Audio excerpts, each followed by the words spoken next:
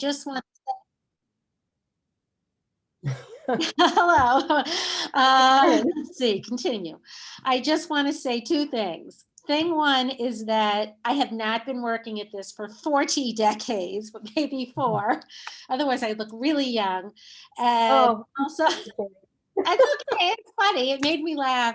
And this is my first webinar. So if there's a guffaw that happens, please excuse me. So without further ado, we're going to share the screen. Yes. And thank you for that lovely introduction, except for my old age. 40. Let's see. Let's see. Okay. It's recording. Okay. Anyway, this is a bit of housekeeping. And that is, I don't know if any of you can see that there's a little line right here. And in the little line, you can, if you put your cursor there, there'll be times during the presentation that you can slide that line left or right, because there'll be times where you want to see the slides that are bigger when there's a video, and times where I'll be demonstrating and you'll want to see me a little bigger. So I just am telling you about that, but let us begin. Okay, so this presentation is obviously called Spring into Summer. Welcome to the event tonight. There'll be Q&A tonight and again on Saturday at 11 o'clock, and you'll see that again. And I wanted to just start the presentation. Please switch the slide, Jen. I have to get used to saying so. Next slide, please. I just wanted to begin the evening by saying that we need to be mindful this year. It's been a year, I don't think there's anyone who would argue that this has been a year like no other. And first and foremost, I think it's important that we focus on the family and the well-being of the child. So I think that these literacy experiences are perfect in terms of discussing things, reflecting upon things. So I'm sharing with you some free ebooks, a website up here, and I know you all got the slides, so that you can access these free ebooks, one of them being a kid's guide to the coronavirus. And I wanted to just remind you of the faucet theory that was developed by Entwisle in 1997. And basically, when kids are in school, their faucet is on for kids to learn. And sometimes for some of these kids, especially children who might be in poverty or whose families are in distress in some other way, their faucets are turned off over the summer. So the idea tonight is to keep the faucet running, keep the faucet on. Next slide, please. Okay, so this is the summer learning gap, and I show it to you not so much to show the gap between children of low SES and not low SES, but just to show you that as time goes on, that kids have summer learning loss, and that builds upon each other such that by the time kids are entering 5th grade, it becomes a learning gap more than a learning loss, you know, an achievement gap. So can I just ask one question? Can you all see me? Can you guys all see me? Because I do not see myself. Yes. Okay. Thank you. It's hard for me to know, because remember, this is my first journey here.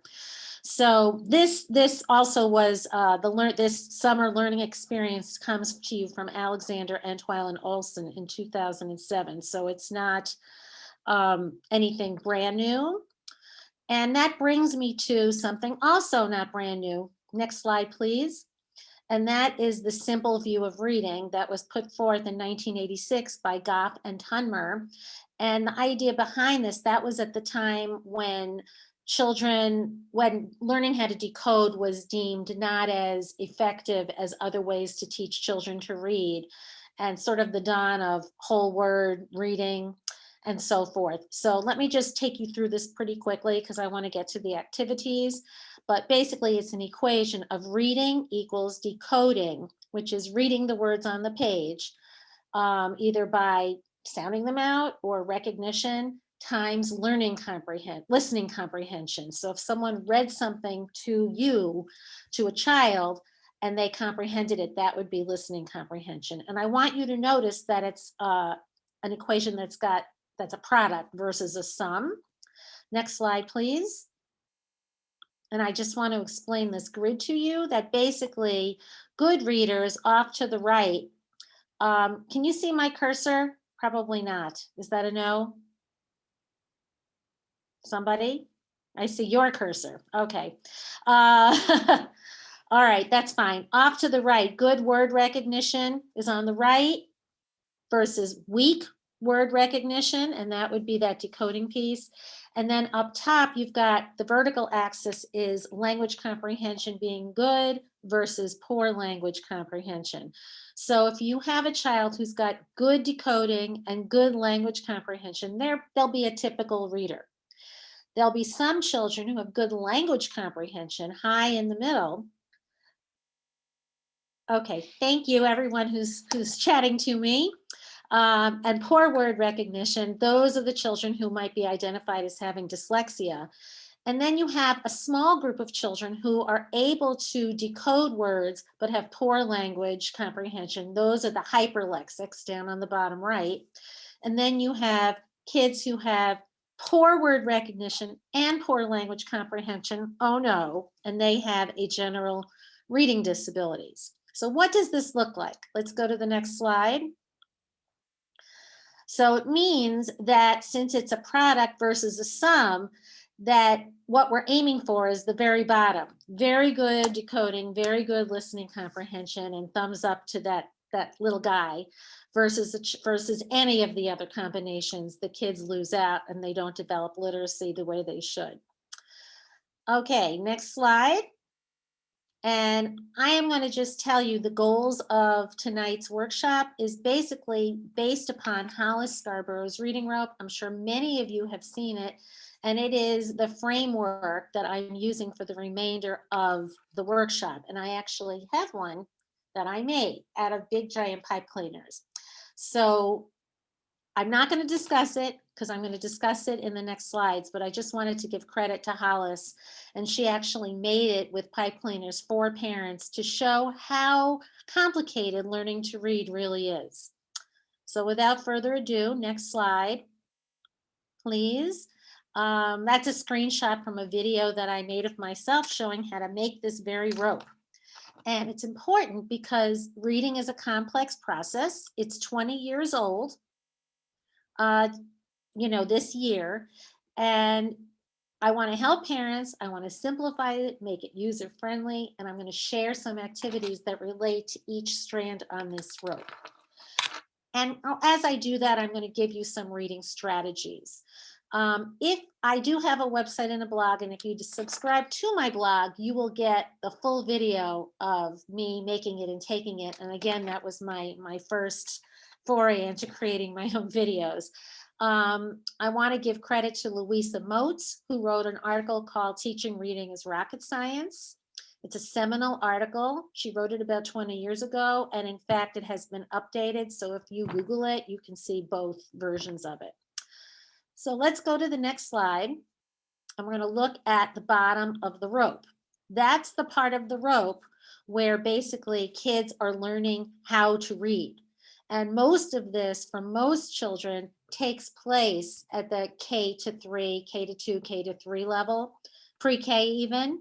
I like to view it as the mechanics piece, and it's comprised of phonological awareness, the decoding, and quicker word recognition, where words get stored visually and children no longer need to sound out every single sound in a word before they can read it. As time moves on, the reading, these pieces of the rope become more automatic and should be in place by about grade 3. It's linear, it's more predictable, and gets faster over time. If you go back and you look at Hollis Scarborough's rope, underneath it, it says faster. It gets faster. So let's go to the next slide, as I do that too. Okay. And the first piece of this is phonological awareness. Babies are able to discern the sounds of their native language by 6 months old. Okay. Our language in English has 44 sounds, and early skills that we need to worry about with these children are rhyming, which actually has turned out to have some rhyming is good, but it's not the be all and end all. Okay, it's actually the phoneme awareness, but I don't want to get ahead of myself. Rhyming, counting the number of words and sentences, counting syllables and words, and then going down to the level of the phoneme, which is the smallest unit of sound in our language, something like b, z, a. Okay, and words are made by putting those together in different combinations. So I will tell you, David Kilpatrick also talks about a concept called phonemic proficiency. And that means by the time kids are in about 3rd grade, they should be pretty fast at some of these skills. I would say to parents, put the phones down, put your screens down, talk to your kids as much as you can when they're learning to talk or create sounds, or you see something. Use of a little mirror is a really good idea. I'm going to quote Marianne Wolf.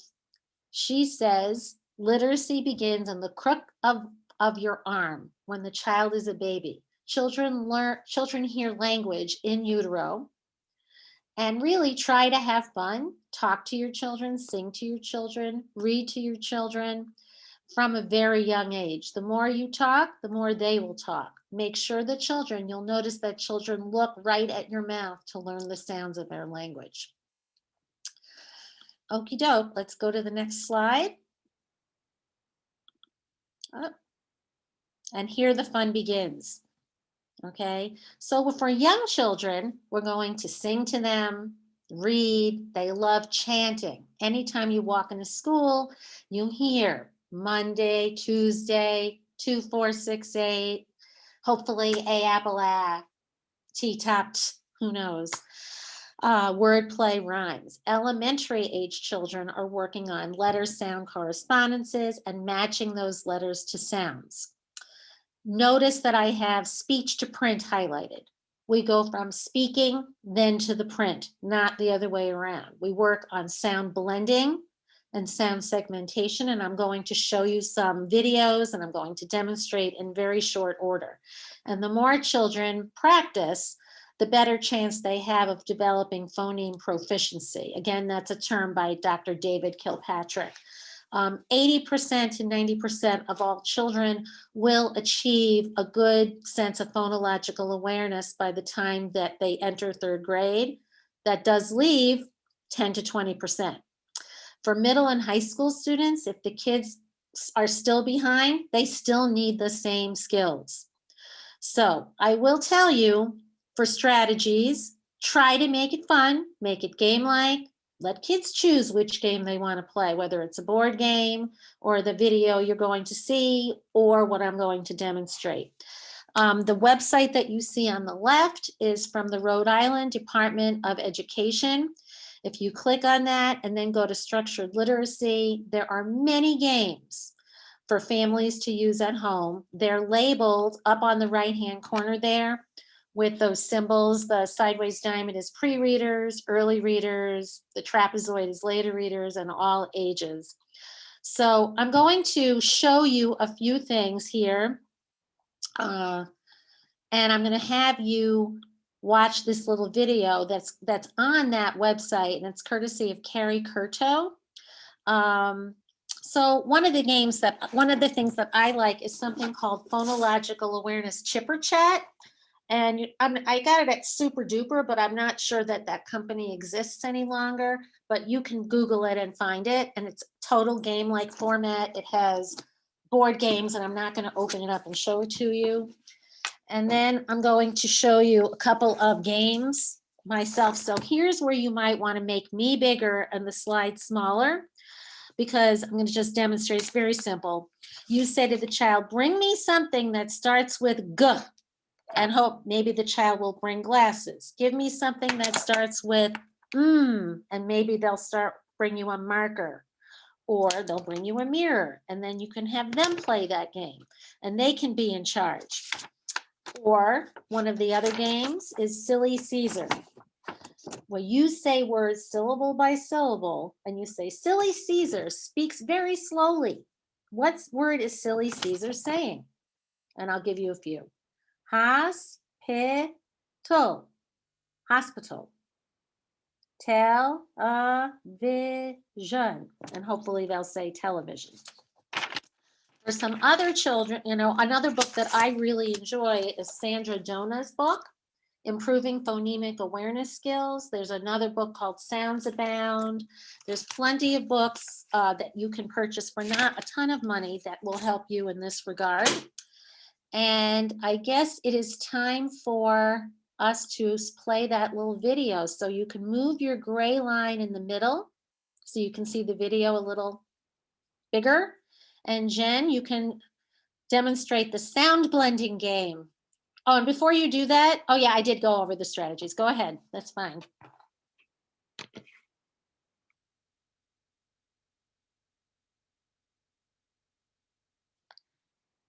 Can you all hear this video? I'm not hearing it.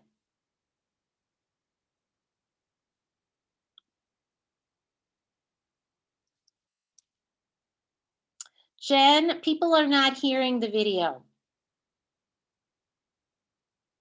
So let's begin it again.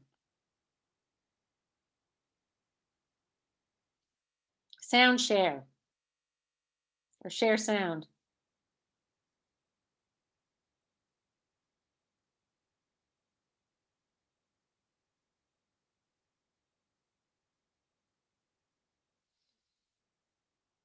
I do not hear the video.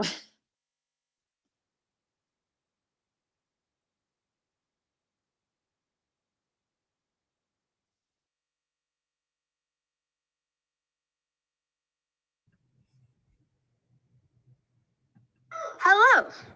Today we are going to play the blending game.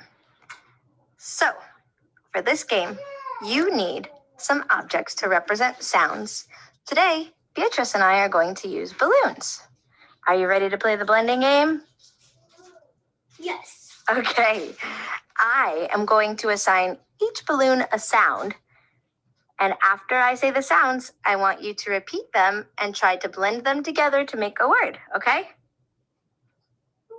Here are our sounds. B, I, T. What are the sounds? B, I. Put them together and can you make a word? Fit. Good job! Good job, Jen. I hope that's our only guffaw today. Okay, next slide, please. Okay, so I'm going to just demonstrate Pig Latin to you. Actually, I'm not going to. I think we'll go ahead and now do, so blending is taking the individual sounds and putting them together, which is a precursor to reading. And sound segmentation is taking this whole word apart, and it's a precursor to spelling. And then we'll see the sound deletion. Okay, Jen, let it roll.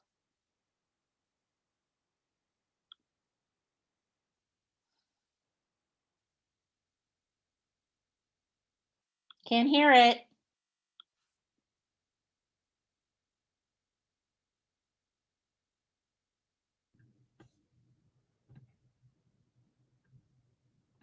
We are going to play the segmenting game. This game, you need some objects to represent sounds. So, Beatrice, I'm going to give you a word, and then I want you to put one sound on each balloon. Okay? So, I'm going to give you the word, and you're going to break it down into its sounds and put one sound on each balloon. Are you ready? Your word is help. Say the word. Help. Okay, see if you can break that down into its sounds. L. Good job. And what's the word? Help. That's it. Very nice. Thank you for helping me. Notice that Carrie has her, I think this is her daughter, repeating the word, and notice that the little girl got help, but she went L, like the name of the letter L. There was a little confusion, and then O, but she still got the word help. Okay, let's do the next video, which is the deletion. We are going to play the deleting game. I am going to give you a word, and then I'm going to have you repeat the word. And then I'm going to ask you to take a sound and remove it from the word so that you make a new word. The word is slight. Say slight. Slight. Now, say slight without the L. Sight. Good job. And that was a good job. For the older kids, we've got Pig Latin, which you probably all know. Hello, my name is Lori. Would be Elohe, Ime, Aimne, Ize, Orile. Once in a, if I wasn't doing a webinar, I probably could have done it without looking at the paper. And this is good for later readers. And now there's such a thing called spoonerisms, and it's the manipulation of sounds to create something funny. Even adults like this, if you ever listen to the NPR Capital Steps, they always do a monologue, some kind of comedy sketch using this. So they used to call Bill Clinton Quill Binton. And it's named after a guy named William Archibald Spooner. So if you said take a shower, it would be shake a tower. Or a well-oiled bicycle would be a well-boiled icicle. And I'll read you another one. Shel Silverstein wrote a book about this too, and it was called Runny Babbitt for Bunny Rabbit, a Billy Sook for Silly Book by Shel Silverstein. And I'll just read this to you and see if you can get it. Runny Babbitt lent a wunch, and he heard the satress way. We have some lovely Stabbit Roo, our special for today. I hope you got that. So quoting our friend Joe Torgerson, who I think is now safely retired, he said phonics is meaningless without the background of all of this phonological awareness, and I couldn't agree more. Okay, next slide, please. We are going to play the segmenting. Stop the sound. Okay. Next, that's right. Very good. Oh my goodness. Okay, there we go. Okay, on to decoding. Again, we want to go from speech to print. There's 26 letters in our alphabet and over 200 letter combinations. And then once kids get those sound symbol associations, then we can go from print to speech. So there's a term called orthographic mapping. And before I even talk about that, many classrooms now have what are called sound walls instead of word walls, which show the articulation of the mouth. And that's the picture that's at the bottom. I know it's kind of small, but you got the slides and you can probably make it bigger if you want to see it, or just go to images for sound walls. So you have the sound of s and z look the same. And those little red boxes above the letters are mouth articulations. So many classrooms now have sound walls with the various letter combinations called graphemes representing those particular sounds or phonemes.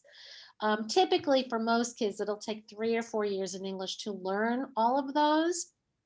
I want to highlight that Joan Sedita has, and then we typically use a nice scope and sequence for children. And how can you support your kids?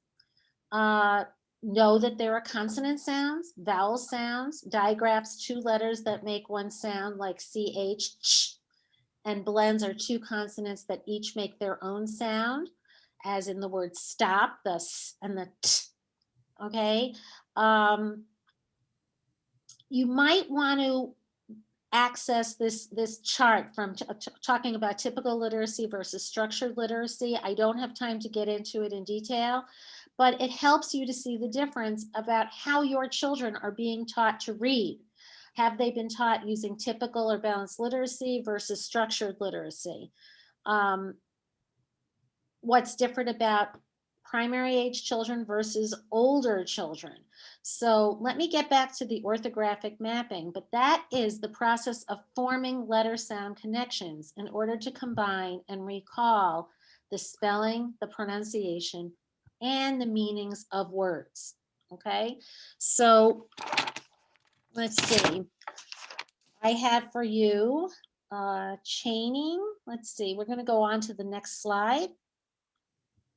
How can we help? Okay, we can use Elkonin boxes, which are the upper right-hand corner, with the child is using markers to segment the word stuck, st, k. And in time, what you'll want to do, just get something to demonstrate for you, is you'll want to go ahead and replace those markers with letters as kids can. And when you teach kids how to blend this word, the current research tells us that it's better to do connected blending versus the connected blending has been shown to improve reading. And think about words that are either phonetically regular versus ones that are not.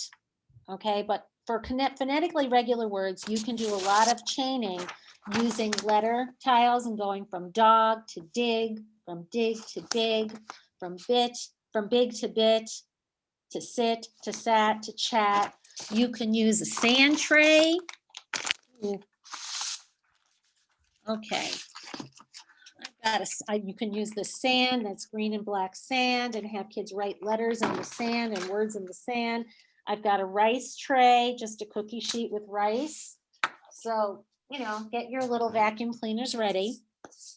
And those are for your phonetically regular words, and you can see that child writing in the sand. You can play Twister, which basically for younger kids, you could get that game out, get those old games, and put either letters on them for kids to read as they play Twister, or words. And that's actually very good. And rainbow writing is also a good game. Again, these are available, in great detail on that Rhode Island Department of Education website that I shared earlier. But kids can play Twister, and you can make it harder. Now, the heart words, the one that's said down there on the left, you can see that the AI has a heart on it, and we can orthographically map all of our sight word, all of those high frequency non-phonetic words by highlighting the non-phonetic parts and using the S and the D as your anchors for the words. And so really it's the AI that's irregular. We don't want to encourage kids to guess or look at the pictures. Bad, bad, bad way to teach reading, because the children end up reading the pictures. Let's go on to the next slide, please. Okay. So for your word recognition, I'll share those strategies. You want to set goals for your child. You want kids to read a certain number of minutes per day, or a certain number of books per week. You want to set those goals and pay attention. But word recognition has to do with greater automaticity, and you want the kids to read the words on the page almost by osmosis, unconsciously. And really only 15% of the English words are words like that are non-phonetic. And the more kids see certain patterns, the more statistically, they're more statistically available to the child. The more they read, the more they learn, the better it is. And it opens the door to fluency. Because every word, even those non-phonetic high frequency words like the, wants to be a sight word. And so you want it, when you have beginning readers, you want them, or children with reading problems, you want them to be reading decodables. That means you teach a pattern and they practice the pattern. Okay, and I have a couple of those pictured down below. And you want kids to be scooping. In other words, you don't want them to read, excuse me, I had to reach to get this. What you're not looking for is the dog ran after the cat, because children lose meaning. Rather, you want the dog ran after the cat. That's what you want to do. You can have children echo read. So you read, the dog ran after the cat, and then they repeat it. And you have the children touch the text. Keep using that cue, touch the text. And you want your kids to be reading orally so you can hear if they are moving along or if they have a problem. And when kids spell and when they write themselves, that will help them in their decoding as well. I just wanted to give a plug to my good friend, Stephanie Gordon. She wrote a book, which I have here. What happened to it? Oh, it's right here. Called Letterman, the Letterman program, and it's pre-writing instruction based on the 4-stroke principle. So the writing of the letters and even knowing the letter names is helpful to children. Next slide, please. Okay. So I'm going to just read you this quote from Hollis Scarborough.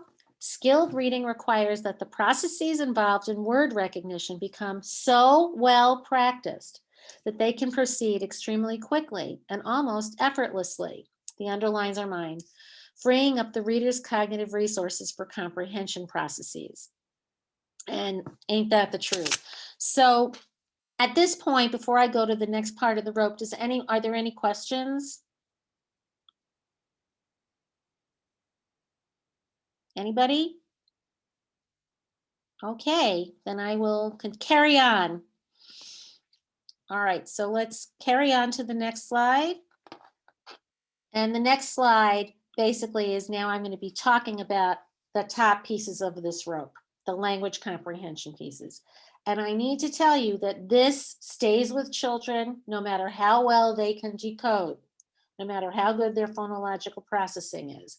They have to continuously work on these 5 components that I'll go through. And again, they will be more strategic throughout any reader's lifespan, including adults. It's nonlinear. You parents are in a great position to support these strands of the reading rope by reading and talking with your kids as much as you can, even in the car, even in the strollers, even, when you're driving that 100th carpool that you wish you weren't. When kids are primary kids or younger kids, they learn the language comprehension piece by your reading aloud. But I want to emphasize to you that I think reading aloud with kids should continue forever. And I wish I could have time to tell you a story, but I know I won't have time. So not today, maybe Saturday. And this is the part of the rope where kids are really reading to learn about their environment and learn about themselves and the world and other people. Next slide, please. So first we'll talk about background information. And background information, let's see. I don't want to lose my, here we go. I have my whole table here is filled with things to show you. You want to start talking about topics that are familiar to kids and do wide reading on the same topic. That will also promote reading fluency and vocabulary. So you're killing many birds with one stone, and you want to connect some old knowledge with new knowledge and then build on one topic to another topic. So if you read all about baseball, well, then you can read about softball or whatever. Yeah, take those field trips. Definitely take those field trips. And a field trip could be just to a grocery store. And you'll see I have a picture of a grocery store later in the slideshow here.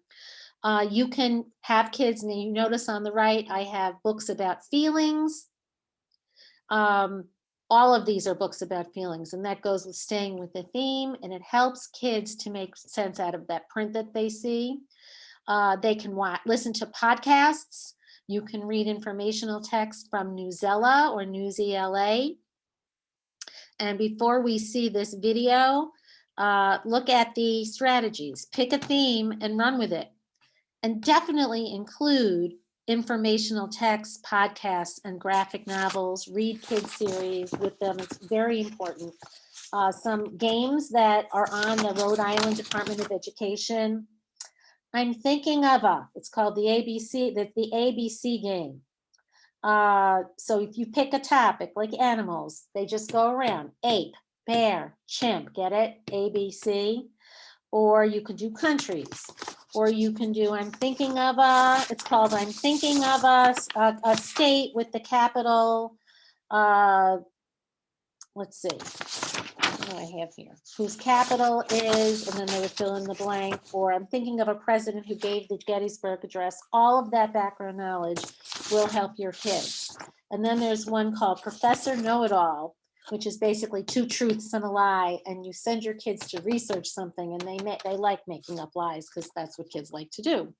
So I have to actually do this game for a bridal shower. I was told that was my job. So even adults like it. 2 truths and a lie. Okay, Jen, this is called Yes and I don't know that we're going to watch the whole thing, but yes and I think we'll stop it at about a minute.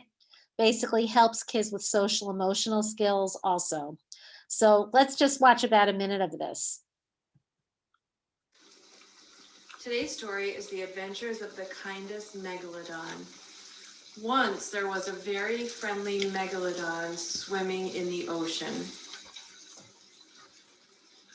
Yes, and the next part of it was so nice that it had to come up unafraid. Apparently, it did have super ninja skills, so it could sneak up on a prey. 2 seconds and it was gone. It could swallow a prey without having to bite. The megalodon was known for having one of the biggest jaws ever. Known on Earth. Yes, and it was always difficult to go see the dentist because they had to make a special chair and a special equipment to really look at all the teeth inside the megalodon's jaw. Yes, and one time a very well-known explorer was able to get a hold of one of the megalodon teeth. Yes, and every time he came up on a very mean octopus. That octopus was also similar to the story of the Little Mermaid, Ursula. Let's just say he plays that. Yes, and you most likely did not want to run into one of those. They could eat you. Yes, and Prince Eric one time narrowly got away from the megalodon. It's very close. Yes, and they will eat octopus and other large fish as well. The megalodon Yes. is Thank you. Next slide. Okay, so now we're moving on to vocabulary. And as you can imagine, kids who have better vocabularies will have better reading, better use of context. When you have a poor vocabulary as a reader, it's harder to develop fluency, make sense of the text. Okay, so if you have kids who can decode the words, it helps them to recognize them as familiar words, and then they're stored in the brain and they're easier to access and know what they mean the next time these words appear in text. I can tell you this particular book, Bringing Words to Life, up in the left corner on the right side there, really changed how I thought about teaching children words. Tier 1 words are words that children learn, like bed and breakfast and railroad and car, from being in the environment. Tier 2 are the academic words that kids need to know and use in school. And who knows what kind of loss our children had this year as they were learning from their homes and looking at the computer. That being said, I saw a 6-year-old who knew how to mute and knew all kinds of how to write it in the chat, which I thought was pretty interesting. So words like discuss, explain, column, success, I guess chat and mute would go in there now too. And then you have your content area words that are taught in science, social studies, and math, like photosynthesis and such. I really like the Collins Co-Build dictionaries because they comes in many editions, they describe words to children instead of using a Merriam-Webster definition. I thought maybe I'd get away with this without using my glasses, but that's not going to happen. So I looked up the word drink, and it says when you drink a liquid, you take it into your mouth and swallow it.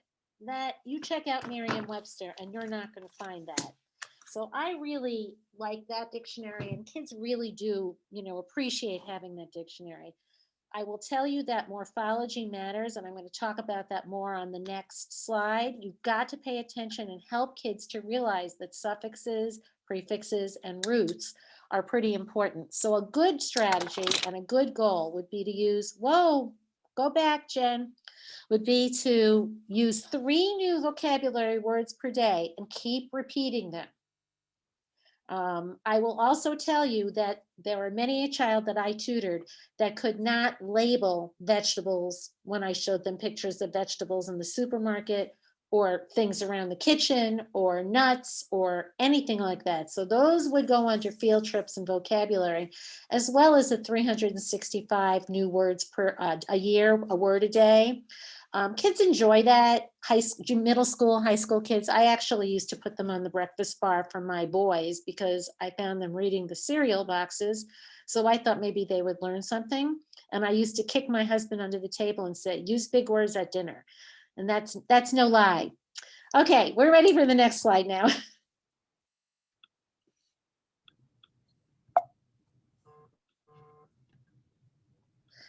Okay, so I'm going to tell you that I love Richard Lederer's books, and I have them right here, the Pun and Games, and I'm going to show you a couple of videos, and I think we're not going to see all of them, Jen. Let's just show a clip, due to time.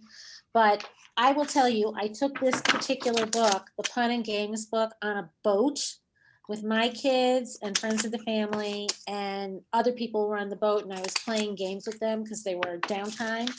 And I'm telling you now, the entire boat stopped and we're listening to my Pun and Games.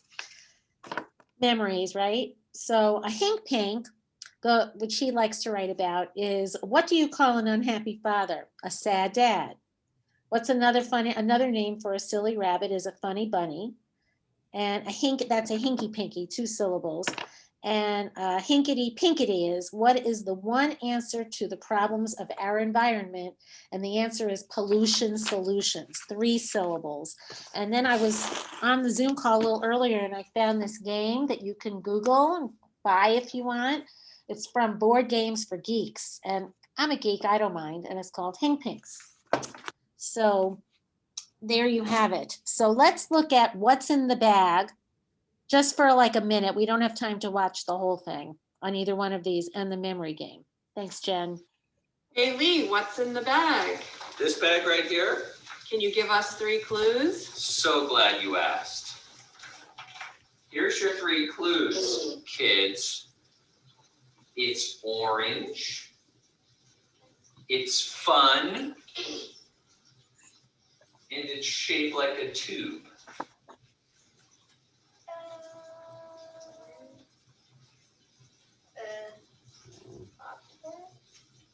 Incorrect. 2.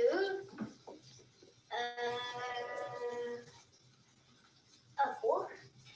Incorrect. Do you need another clue? Yeah. It can be done inside and outside. A bubble thing? Yeah. What is it? How did you get that? I don't know.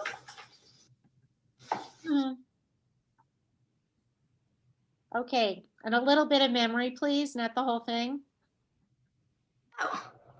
We're going to play a game of vocabulary concentration. So, what words do we have here, Teddy? We have plasma, solid, liquids, gases. Okay, and what are the blue things? Okay, this is a picture of plasma, or positively charged energy. Yeah, this is a ice cube. Not very detailed though. This is a glass of water, and this is a gas cloud. Okay, awesome. So you're gonna close your eyes, and I'm gonna put them upside down in 2 rows. Okay. And I'm just gonna do these in any old order. Da da da da.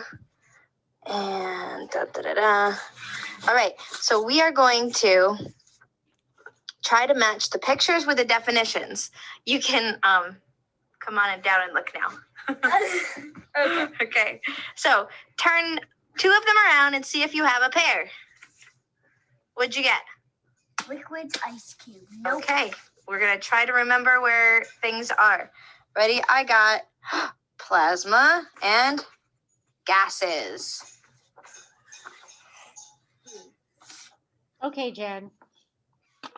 I think you get the idea. I just want to read to you a little passage from The Giver because I want to talk about how you talk to kids about vocabulary. The word I want you to focus on is apprehensive, and see if you can find clues.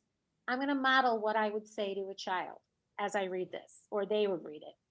I'm feeling apprehensive, he confessed, glad that the appropriate descriptive word had finally come to him.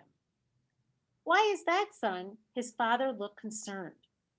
Clue number 1, you say to your child, is there a word there that you know that helps you figure out what the word apprehensive means? What's the answer? Obviously, you want is concerned. I know there's really nothing to worry about, Jonas explained, and that every adult has been through it. I know you have, father, and you too, mother, but it's not the ceremony that I'm apprehensive about. Notice that Lois Lowry is repeating this word, and Jonas uses the word worry. So we've got apprehensive, we've got concerned, we've got worried. It's almost December. Lily looked up, her eyes wide. The ceremony of 12, she whispered in an awed voice. Kind of another clue there. Even the smallest children, Lily's age and younger, knew that it lay in the future for each of them. So I like to key into words, and I find that children often that children's authors often pick a few vocabulary words and use them over and over and over again in an effort to help children learn the words. Let's go to the next slide. Next slide, please. Great. And that has to do with language structures. So I say syntax matters. Word order. In English, we say the red ball, versus in other languages, they have a different word order versus the ball red. So I basically would advise you, if your children make a mistake, then the idea is to repeat it correctly and have them, you say it, repeat it, and then they would say the right, the correct, you make the correction for them. When children are reading, the text is usually more complex than it is in speech, but children first do learn speech and then they start to read. I like this quote. I don't know who said it. Have your children learn or have them work on having good sentence eyes and ears so that they remember the thought units. In other words, the clauses and embedded clauses. And I'm going to give you a couple of examples. And you want them to connect information within and between the sentences.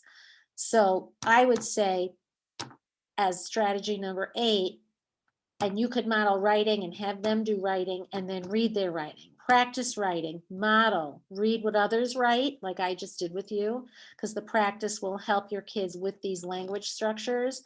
I do like, if you read, there's an IDA has a fact sheet on Morphology 101 if you want to learn more about it.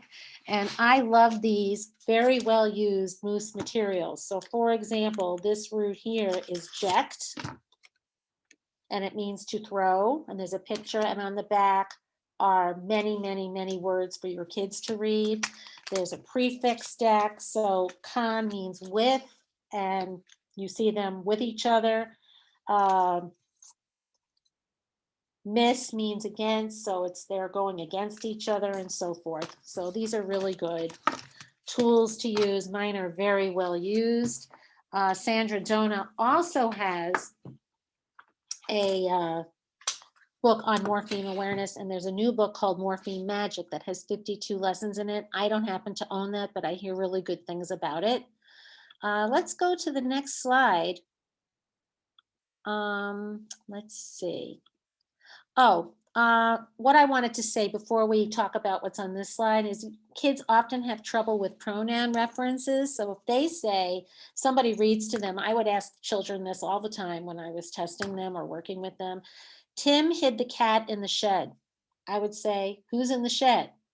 Children with language problems will say Tim, and they have trouble with subject and object. He went and got it after a while. So who's he? That's Tim. And who is it? The cat. An embedded clause would be Tom, who was in charge, led the group to the auditorium. So that who was in charge are your embedded words.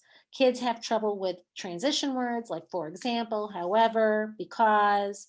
So we need to work on that, you know, and I want to demonstrate for you. So this would be a time where you might want to see me bigger. Kids like Mad Libs or something called silly sentences. And silly sentences would be where you got a stack of cards, and you would say, name some things, and all of them would say the, and then you'd have a stack of action verbs, and then you'd have a stack of prepositions, and then another stack of cards with for the end of the prepositional phrase, and the kids would make silly sentences. It's sort of just a variation on good old-fashioned Mad Libs.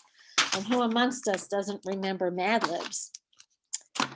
Okay, so more about morphology and language structures for your older kids, or you know, probably upper elementary kids. Model your correction, as I said, and then have your child repeat it and try and use it again. So this little picture here of the girl and the bicycle is from the oral and written language scales, and many children get this incorrect when I assess them. It says, mother scolded Julie because she could have fallen from the big bicycle. Many children do not pick the correct answer, not the number 4, they pick number 1. And these are morphology matrices, and I've given you the website where you can get a blank one and make them on your own. And there are books out there like this one, Sandra Dona's Improving Morphemic Awareness, that you could buy and just practice. And kids like that, even the older kids. All righty then. Let's go to the next slide, please. And that has to do with verbal reasoning. What do you know about words? What do I think I know? Metaphors, idioms, look beyond the words, inferencing, just some things that I found online about word analogies are right here in the upper left. And the Florida Center for Reading Research, and I've given you the website, has many activities in all 5 areas of reading: fluency, phonemic awareness, comprehension. What am I missing? Fluency, comprehension, decoding. But here's another example. Show me the picture in which dad is thinking, too bad she can't be in the race. Many children pick the wrong answer. Okay. Many kids don't understand idioms. So think about strategy number 9, and there's only 10 and then a bonus, about verbal reasoning. And think about that as teaching problem solving. What does this mean? My students love learning idioms. This book here by Scholastic teaches idioms and their origins. So that's a really fun activity to do with your kids. And it doesn't matter how old they are. I can also tell you, let's go on to the next slide, as we're closing in on 7 o'clock, but we did start late. For inferencing skills, these are from the Florida Center for Reading Research, and I'm not going to read all of these to you. Oh, and in fact, I'm sorry, I dropped one of the things I wanted to show you. You can do, moving back to the previous slide, this is shades of meaning. So I've got always and never. And then I've got this entire rainbow of a continuum between always and never, like perpetually, consistently, regularly, without exception, no matter what, sometimes, often, rarely, don't hold your breath, and so forth. So that's really good. This slide number 20, this slide here has to do with inferencing, and you just read, Mom made a cake, decorated it, and put candles on it. There are balloons. What's going on? So it's a little game-like format, and I'm gonna just, this one on the right is basically what I know. I know you can't read it, it's far away and little. What I already know, what I've read, what do I predict? So I'm gonna just move on a little bit in the spirits of time to the next slide. Literacy knowledge, what do I know about books? And there I am reading with a 10-month-old baby. That's my granddaughter, Jerry Wilhelmina, and she knows quite a lot about books. She's already turning pages at just 11 months. Now she's 11 months. Early on, how to hold the book, what the text structures are, an organization of different text structures. What you see on the bottom underneath that picture of me with my granddaughter are the different genres. So it's important to not only you can stay on a theme, but then you can read different genres. So strategy number 10 is basically, what is reading? It's showing love and having dialogic reading and talking together about about what you read is spending time with your children, reading and relaxing. And it's a way to show love. So, and I get to do that firsthand, and I love it. So let's carry on. Next slide, please. These are from the Florida Center for Reading Research. On the right, you see narrative, things you can access online. They're all free. Everything I've shown you tonight is free. And on the left, you see the organization of an informational book would be different with main idea, details, topic, main idea, and details. Next slide, please. And this is the bonus strategy. The bonus strategy is the kids want to use the screen, go for it. Use the technology to your advantage. You see Audible, you see, which is a listening app. You see all kinds of things. You see a way to find book search. There's things in here. The ABCA is a game-based K-8. The Who's Reading is K-8 for reading comprehension with motivators built in. Outwiz is K-8 with motivators and badges. Bookopolis is actually a social reading club, grades 1 to 7. So use that tech to your advantage to get those kids to read. Story Shares is for high school student. It's got easier to read levels for students who read below grade level. Audiophile Magazines is audiobooks for tweens and teens for grades 6 to 12. So I would say go for it. This is free rice, and it's a little vocabulary game. And Lexile Find a Book helps you as a parent to know how to figure out the best books for your kids. So let's carry on to the next slide, which is actually the second to last slide. And how do you help your child select books? This is a very good book, How to Raise a Reader. It talks about kids' developmental stages. It has book lists, and I like it. It doesn't purport to know the best way to teach children how to read. However, I think there's a lot of merit to the book. And if you've not heard of a Lexile, let me define that for you. A Lexile measure is a valuable tool for teachers, parents, and students. It serves two unique functions. It's the measure of how difficult a text is or a student's reading ability level. So if you look on the back of some of the books that your kids read, they'll have a Lexile there. So you can tell if it's too hard or too easy, and so forth. You can, and then there's this quote right here. This is by Lexile Framework. There's no correspondence between a specific Lexile measure and a specific grade level. Sometimes books are written at a lower Lexile. They're not that hard to read, but the content is harder. I would put a book like To Kill a Mockingbird in that arena because it's not hard to read, but the content of it is more difficult. So you have a couple of websites down there that you can investigate. So I know I'm giving you homework to do, but I think it's valuable homework. When you know better, you do better. And then finally, I want to talk to you about, next slide, please, about the importance of metacognition. It's basically knowing what you know and knowing what you don't know, paying attention to what you can do and what you can't, monitoring motivation, and having the stick-to-itiveness for your children to realize that they have to practice. I used to use the analogy all the time with sports. There's foot skills in soccer, there's plays in soccer, and then there's the game. So the sounds, the phrases, the fluency, the comprehension. So I would say that to you, just like your kids have sports practice or piano practice or art practice, they have reading practice. One of my colleagues who I admire greatly is Pam Kastner, and she has a Wakelet that has tons of information on it. And one of the things that she created was a bookmark that had lots of clues. Okay, so this one is like, when I read, what do I do? Take a look at the word, point to the word, blend it, say the word, figure out if it makes sense. So I really think these bookmarks are nice for children. And again, a lot of these are free. Okay, next and last slide.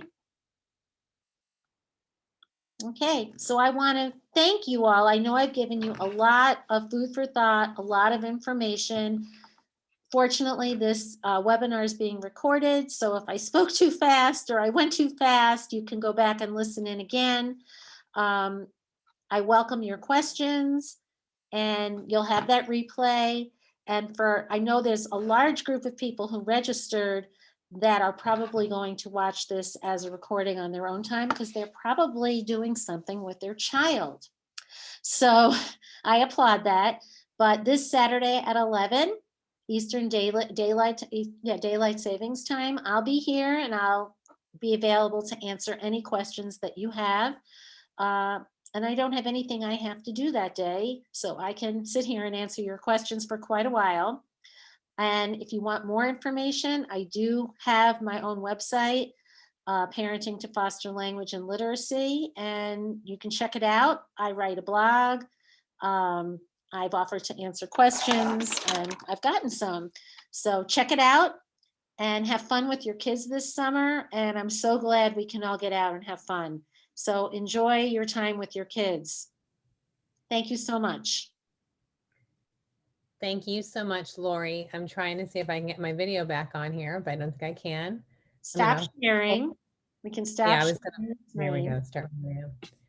And if anyone wants, you can see LoriJoseph.com for her website there in case you did not get that down.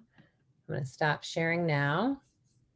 Okay, there I am. I'm looking to see if anyone, we do have something here in the question. Yeah, there is a question.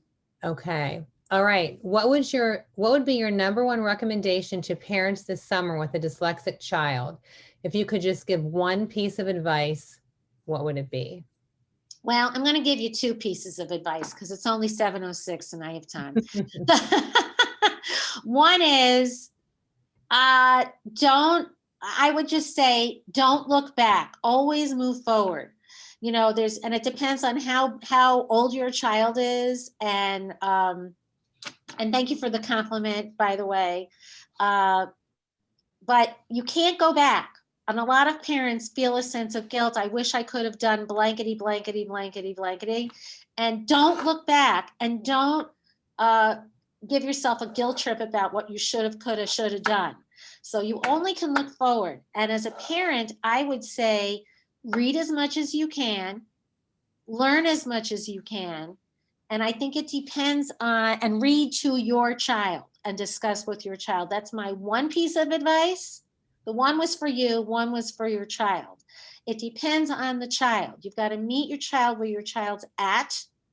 So a younger child would need, and don't wait. Another thing for you is don't wait. If you see your child has a problem, then I think it's not in anybody's interest. If you're told by someone, oh, it's developmental, oh, just give it one more year, give it time. I don't agree with that at all.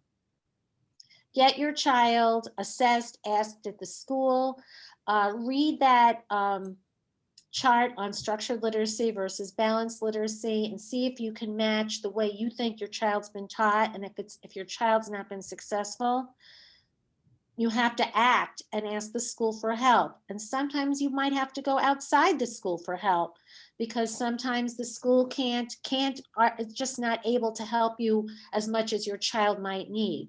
My email's on my website, so you can certainly email me and I can talk to you about your particular situation. But you want to have your child be exposed to literature, exposed to podcasts, not made to feel badly that they're having trouble acquiring literacy, and get them help, you know, from the sources that I have listed on my website or on the IDA. Did you want to add anything, Jen? Go ahead. Yes, we're getting several things coming in the chat and the Q&A right now. So I'm going to ask the next question. Go ahead. It says you gave some info about a 6-month-old child knowing the sounds of their primary language. Where can I find more information about that? Well, I remember being at an IDA conference, and I was listening to a woman named Sally Kuhl, K-U-H-L. It was her study, and it was many years ago. K-U-H-L is her name. I will also add that I was actually in plain local schools doing a dyslexia simulation. That's Jen's school down in Canton area. And I was doing the dyslexia simulation, and I was speaking in nonsense words. I had to, it was my station. And a woman had her baby with her, and the baby, and I was speaking in things that didn't sound like English, and the baby just stopped cold. That is a true statement. Mark Parent watched me do that. I made him videotape it for me. So Sally Kuhl is the reference there. Okay, we have another question here. How do you help improve your child's verbal reasoning during read aloud when they read independently?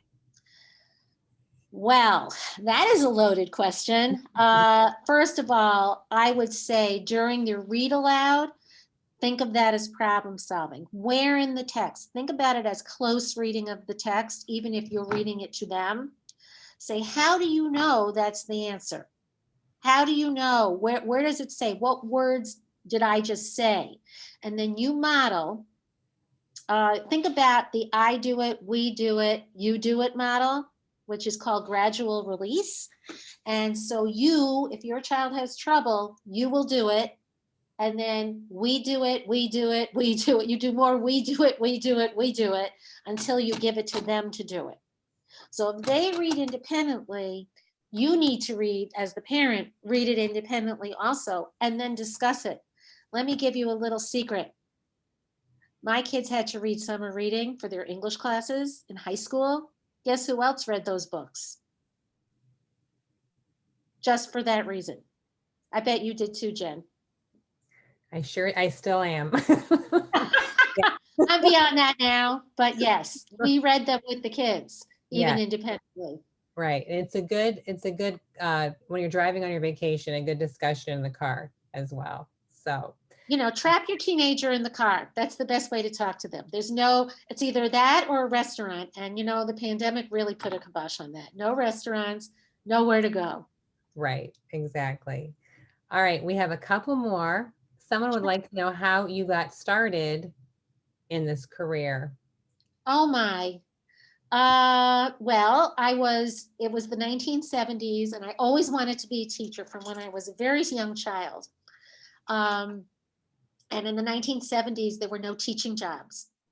And not only that, the college that I chose to go to abandoned their education, their teacher education program midway through. So I'm like biting my fingernails going, oh my gosh, I have to figure out something else to do. And I have all these student loans, and oh my gosh, biting my fingernails. And so I was a psychology major and an economics major, mostly because I knew I had to get a JOB. Can you all know what that word is? So I took a senior psychology class at a hospital that was affiliated with the university. And I met a woman who did educational assessments that was hospital based. And I was just like, oh my God, this is it. And I wrote a big term paper on dyslexia.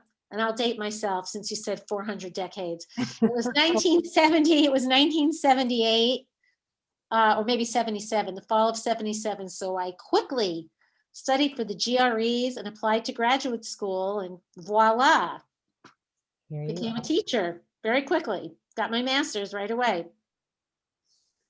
And was overwhelmed, just like every other first-year teacher. Right. We had another question just come in. How do you suggest improving kids' writing skills in second grade? Do we mean handwriting, or do we mean written language? Can that person tell me? if they want to type that in. What are we talking about? So I'm thinking if it doesn't get typed in, how about we address both?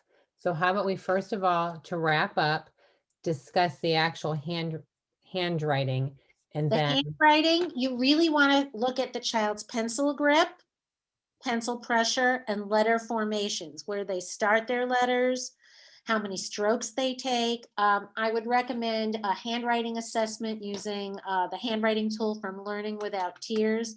So if you look for Learning Without Tears, there's plenty of information on Learning Without Tears, but I particularly like that assessment tool.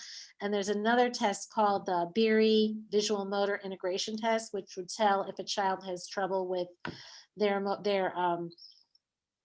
just integration and figure copying. Now, that said, if you want to try and help your child, can I share my email again? Sure. yes, It's on the slideshow, which you all got. yes, it's on the slides that was. It's on the slide. Mm-hmm. Or just go to lauriejosephson.com, you'll find it. What you want to do is you want to teach letter groupings together, and you want to use verbalizations to help your child tell their hand what to do. And then again, lots of practice. So you want them to, let me see what I can do here. You want them to be able to copy. There's a C. So I might, you're going to name your lines. Different programs call these lines different things. Baseline, midline, top line. Put your pencil on the midline, curve around down to the baseline, pick up and attach the letter name to the actual handwriting. So you want them to trace first. So it's trace, then copy, then can you write it from memory? It's always trace, copy, write from memory. Try and use the verbalizations of telling their hand what to do. Most kids who have BD reversals, that can be remedied by teaching that the B starts up here. It's hard for you. Let me use a marker. I got one. I can teach on the fly, no problem.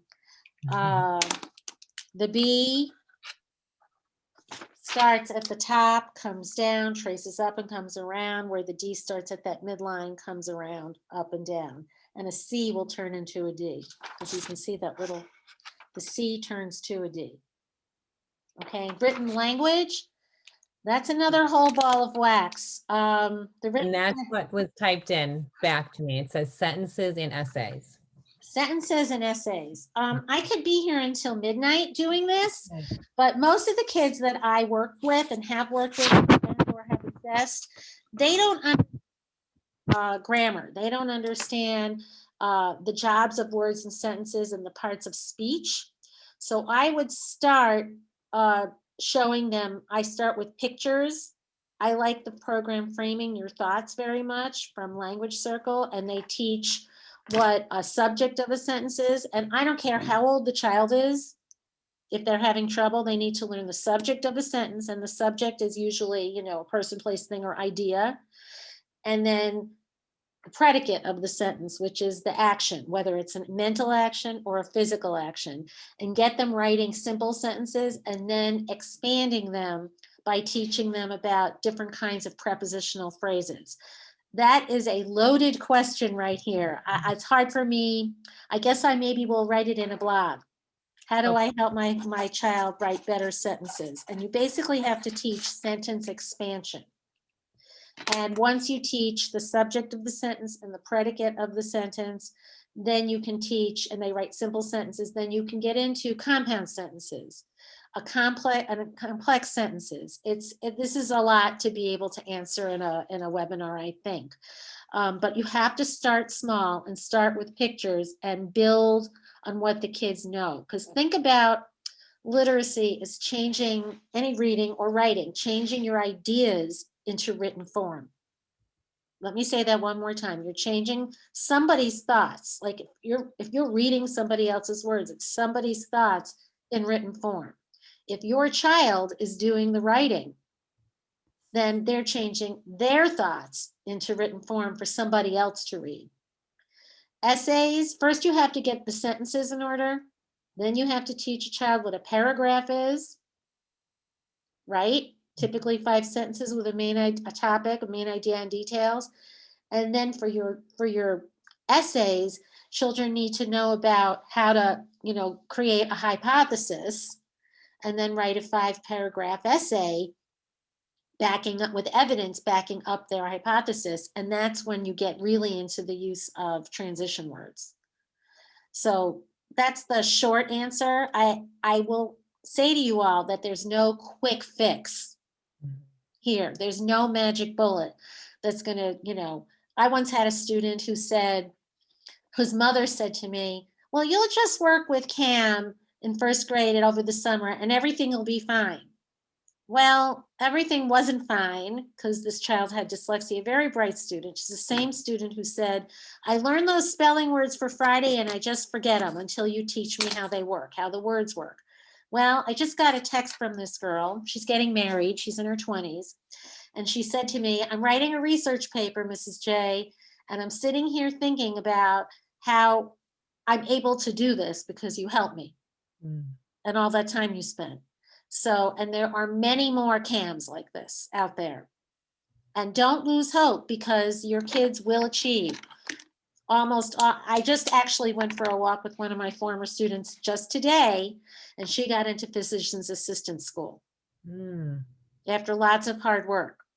Right. And I'm just so pleased and happy for her. Right. So your kids will grow up and do great things.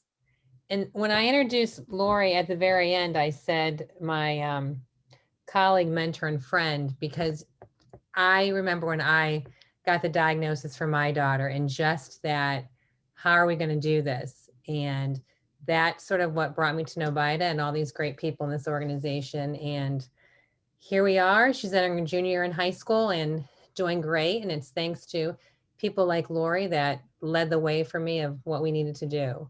We did have a question here.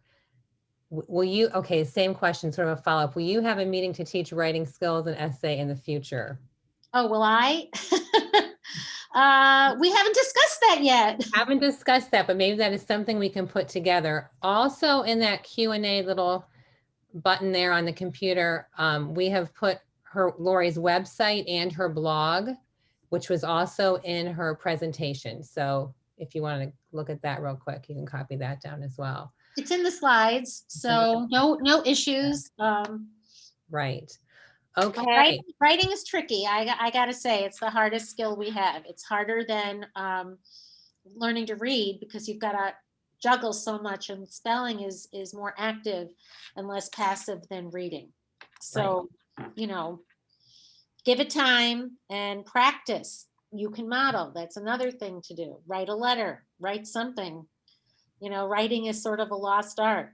My own son said to me, Mom, there's no need to write anymore. I have this. And he held up his phone, and I put my phone somewhere so I can't hold it up for you. But that's what he said. Right. You're right. It's a lost art, but it is compared to what we used to do. That's one of the reasons I like to do my blog so much, because I'm writing. Right. Okay. Well, everyone, thank you so much for attending. Lori, thank you. As we all knew, it's fantastic. And she will be on. We'll be sending a link for any of you that would like to attend the live Q&A on Saturday at 11. Thanks, everyone, for attending. Have a good evening and a happy summer. Happy summer. Have fun.